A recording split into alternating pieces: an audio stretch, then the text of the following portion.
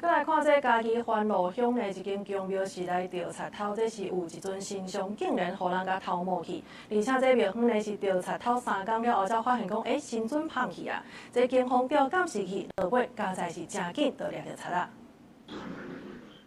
监视器翕到一个查甫人家己去庙内，塔内底无人的时阵，在头体庙内服侍太子爷神尊。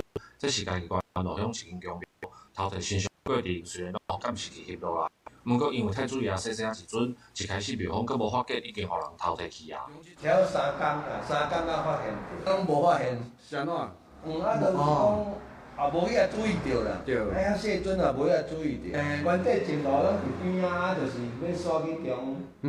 要点尾啦，我甲发现无去。嘉义县中部分局番路分驻所的警员，因为伫网络顶面看到民众发文，讲有庙的神尊无去，主动协助调查。伫庙方报案的2点钟了后，就来找到贼仔，互即阵三太子顺利倒来庙内。伊就是伫遐摸来放遮。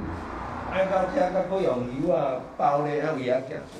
循线锁定一名男子涉嫌重大，经通知到案说明后，顺利起获遭窃取之三太子神尊。庙方表示，即尊专工定做的太子爷是庙内上细尊的神像。警方甲因讲，对方亲像是因为感觉细细啊一尊真古水，所以才会来偷摕转去。目前案件已经函送嘉义地检署来侦办。记者林慧婷，嘉义报道。